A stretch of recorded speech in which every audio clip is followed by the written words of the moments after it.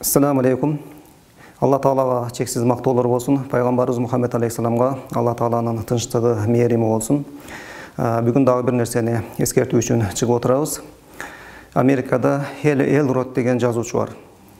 Бул киши ошол адамдарды жашоого шыктандырган, мотивация берген, өзүнүн тренингтери менен, китептери менен бүгүнкү күндө дүйнөгө белгилүү болуп жатат. Анын Магия утро деген китеби кыргыз тилине дагы кыргызчаланып чыгыптыр.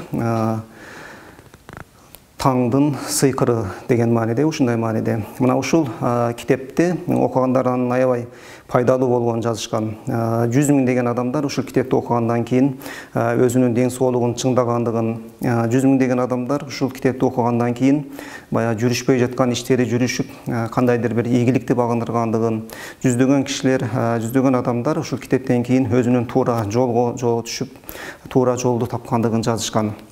Бул китеп кыргыз тилинде дагы чыгып, аны дагы биздин мусулман бир туугандар дагы окуган экен. Ошолордун арасынан бирөөлөр ушул китеп аябай кызык жазылыптыр.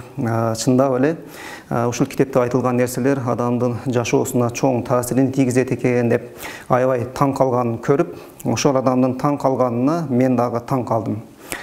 Анткени бул китепте ошол күн чыкканга чейинки убакыттагы 1 сааттын адамдын жашоосуна тийгизген таасири жөнүндө гана сөз болгон. Мына ушул 1 сааттын ичинде 1 саатты туура пайдаланган адам өзүнүн жашоосунун бардык тармагында, мейли үй бүлөлүк жашоосу болсун, мейли илим жолунда болсун, мейли карьерасы болсун, кыскасы ошол 1 саатты туура пайдалана турган болсо, анын жашоосунун бардык тармагына пайдасы тийгизери жөнүндө сөз болгон. Чынында бул киши 77-жылғы менден бир жаш улуу киши экен. Анын китебинин чыкканына дагы болгону 4-5 жыл болду. Бирок мени таң калтырган нерсе, мына ошол китепте жазылгандын баары бизге мусулмандарга мындан 14 кылым эле мурда пайгамбарыбыз тарабынан айтылган эле.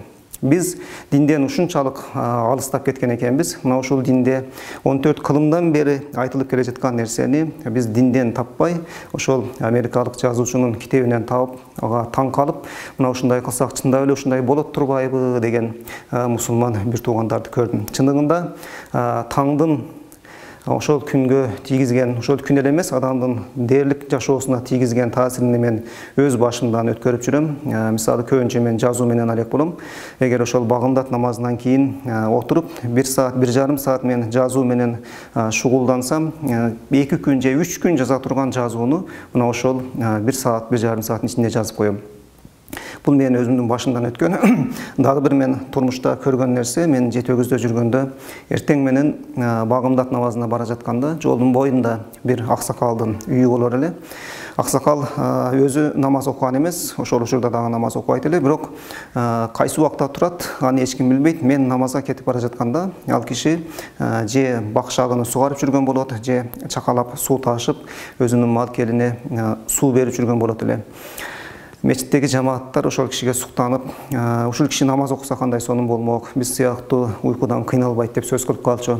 Сөзүн тогетери, күз болуп, жер жемиштери бышкан учурда мен ошол кишинин багынын ушунчалык мөмөлүү болгонуна таң калчумун. Бактагы алмалары ушунчалык чоң, шагы ийилип, короонун көчөгө жолдун боюна ушундай чыгып калчу.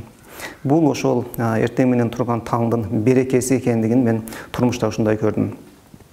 Эгер ишенбесеңиздер, буга чейин бүткөрө албай жүргөн, 2 күндөн бери, 2 жумадан бери, балким жылдап бүткөрө албай жүргөн ишиңиздер болсо, эртең менен багымдат намазынан эрте туруп, күн чыкканга чейин ушул 1 саат, 1,5 саат ушул иш менен аракет кылсаңыз, бул иштин сөзсүз түрдө жакшылыгын көрөсүз. Бул мейли китеп окуңуз, мейли жазыңыз, мейли кетмен чабыңыз, мейли базарга барыңыз, кайсы каалаган ишиңизди кылыңыз, сөзсүз түрдө мунун пайдасын гана көрөсүз, зыяны болбойт. Буга 100% мен кепилдик бере алам. Анткени бул менин сөзүм эмес, буга Алла Таала өзү кепилдик берген. Пайгамбарыбыз Мухаммед алейхиссалам Алла Таалага ушундай алакан жайып, Аллахым менин үммөтүмдүн таңына береке бергин деп дуа кылган.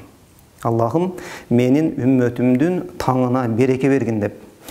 Пайгамбарыбыздын дуасы сөзсүз түрдө кабыл экени бардыгыбызга белгилүү. Бул дуаны Алла Таала кабыл кылган. Демек, кимде ким эртең менен багымдат намазына туруп, багымдаттан кийинки убактысын туура пайдаланса, демек анын ошол убактысында Алла Таала берген береке бар.